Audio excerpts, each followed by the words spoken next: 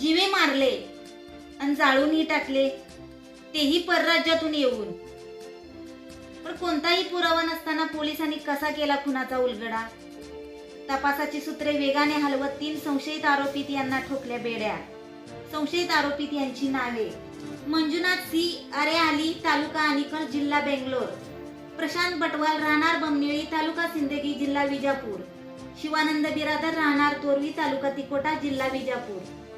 हे तिघेही संशयित आरोपी कर्नाटक राज्यातील आहेत. पाहुयात सविस्तर वृत्तांत माय मराठी टीव्हीवर. शेवटी खरंच आपण हा संपूर्ण व्हिडिओ पाहिल्यानंतर नक्की म्हणाल, सदरक्षणाय खल निग्रहणाय. एकीकडे नुकताच संपन्न झालेला गणेश उत्सव, त्यातून पोलिसांना आलेला ताण आणि त्यातून तळवीड पोलीस ठाणे हद्दीत 29/9/2023 रोजी झालेला खून.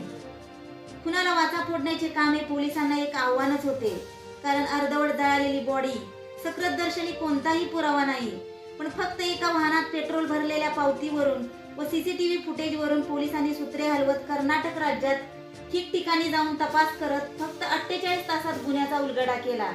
त्यातील एक आरोपी प्रशांत बटवाल कारसह पुणे येथे असल्याचे निष्पन्न झाले. पोलिसांनी पुणे येथे जाऊन प्रशांत बटवाल यास कारसह ताब्यात घेतले.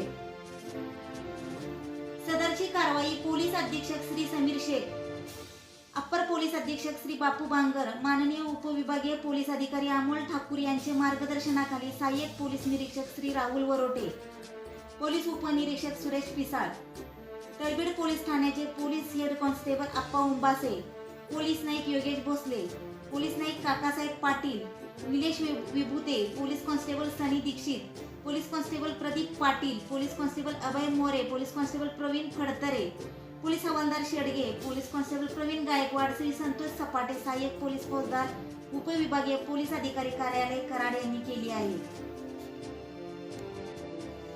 सदरचा गुन्हा 48 तासात उघडकीस आणण्याकामी उत्कृष्ट कामगिरी केली म्हणून पोलीस अधीक्षक सातारा यांनी सर्व अधिकारी व कर्मचारी यांचे अभिनंदन केले आहे.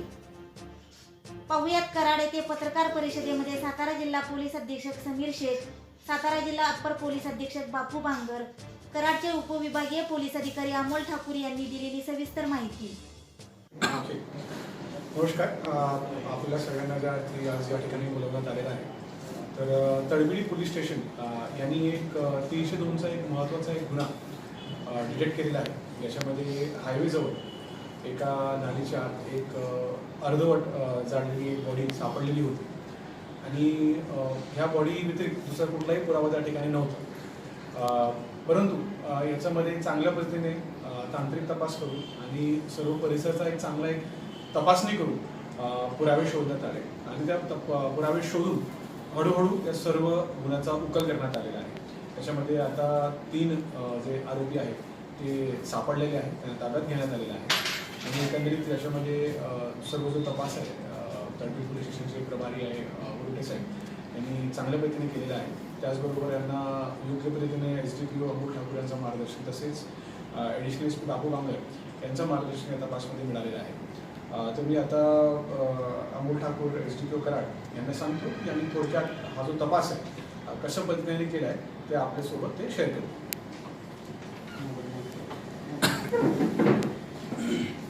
माननीय पोलीस अधीक्षक सर, माननीय अपर पोलीस अधीक्षक सर यांच्या मार्गदर्शनाखाली या तपासाची सूत्र फिरली. यामध्ये तांत्रिक तपास तसेच परिस्थितीजन्य पुरावे या 2 गोष्टीवर भर देण्यात आला. यामध्ये घटनास्थळी काही पुरावे महत्त्वाचे क्लू आम्हाला मिळाले.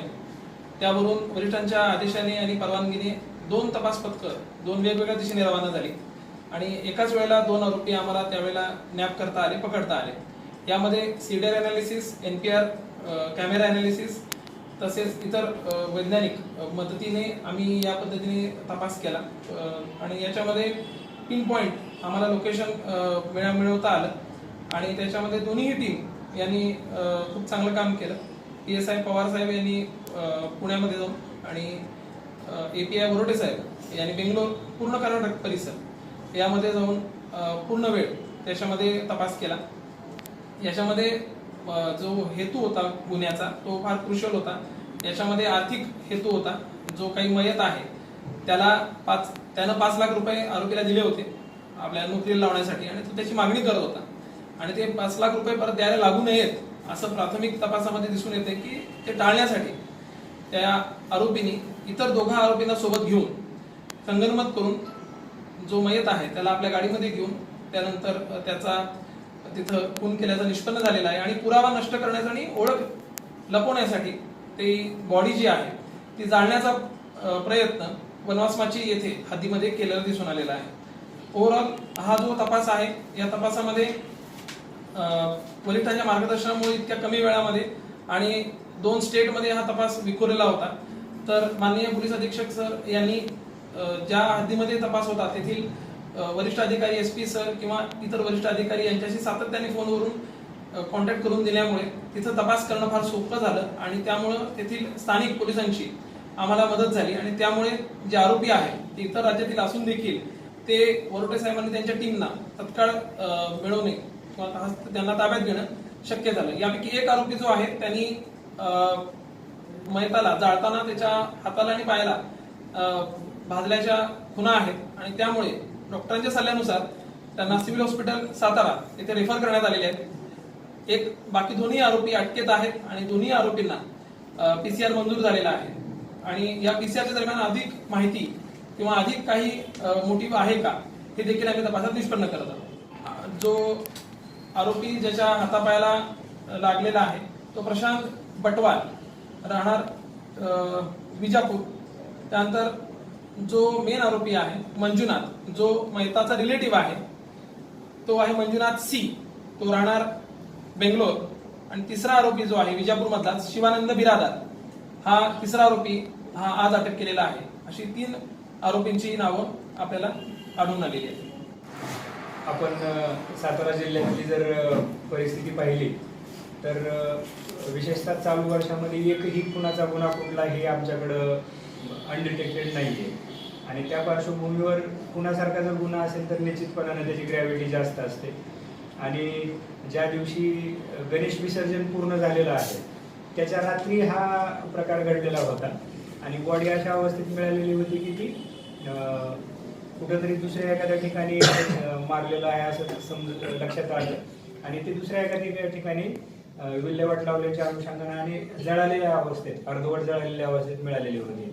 त्यामुळे याच्यामध्ये उद्देश आणि मोडस हे दोन्ही गंभीर स्वरूपाचं वाटल्यामुळं आणि गणेश विसर्जनाची पार्श्वभूमी वाटल्यामुळं सरांच्या मार्गदर्शनाखाली सर्व सूत्र आहेत ती व्यवस्थितपणे आणि तात्काळ फिरवली गेली.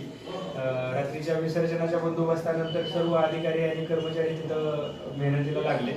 त्यामुळं असं होतं की त्याच्यामध्ये काय धार्मिक किंवा सण उत्सवाच्या अनुषंगाने काय गालबोट वगैरे असं काय सुरुवातीला असं वाटत होतं. परंतु याच्यामध्ये मग जसं क्लिअर झालं तसं हे समजलं की अशा प्रकारचा कुठलाही भाग नाही. किंबहुना कर्नाटक मधले हे तिन्ही आरोपी आहेत हे कर्नाटक मधले आहेत आणि मयत जो आहे तो पण कर्नाटक मधला आहे आणि त्याप्रमाणे इंटरस्टेट टाईपचा हा गुन्हा होता आणि बऱ्याचदा इंटरस्टेट आरोपी जर असतील तर त्यामध्ये मग SP सरांनाच हस्तक्षेप करावा लागतो, तिथल्या वरिष्ठ अधिकाऱ्यांशी बोलावं लागतं. त्यामुळे ह्या माध्यमामधून या घटनेचं महत्त्व जास्त होतं आणि तात्काळ गुन्हा डिटेक्ट झाल्यामुळे समाधान पण आहे. या ठिकाणीच मला आणखी 2 गोष्टी नमूद कराव्याशा वाटतात. एक, मागील 4 दिवसापूर्वी फलटण सिटी पोलीस स्टेशनमध्ये पण अशीच एक कॅनलमध्ये 26-27 वर्षाच्या मुलाची बॉडी मिळालेली होती. यंग मुलगा होता तोही. तर तीही गुन्हा अगदी पुढच्या 14 ते 16 तासांमध्ये पोलिसांनी उघडकीस आणून दोन्ही आरोपींना अटक केलेलं होतं. आणि त्याच्यापूर्वी म्हणजे साधारणतः 1 महिन्यापूर्वी सातारा तालुका पोलीस स्टेशनला अशीच एक कॅनलमध्ये बॉडी मिळालेली होती. तर त्याही गुन्ह्यामध्ये कुठलाही क्ल्यू नसताना पोलिसांनी एका दिवसामध्ये 24 तासाच्या आतमध्ये त्याही ठिकाणी गुन्हा उघडकीस आणलेला होता. त्यामुळं सरांच्या मार्गदर्शनाखाली अशा प्रकारे जिथं कुठलाही क्ल्यू नसतो तिथं खूप साऱ्या चांगल्या पद्धतीने हे तिन्ही डिटेक्शन मला आपल्यासोबत शेअर करावेसे वाटले. थँक्यू.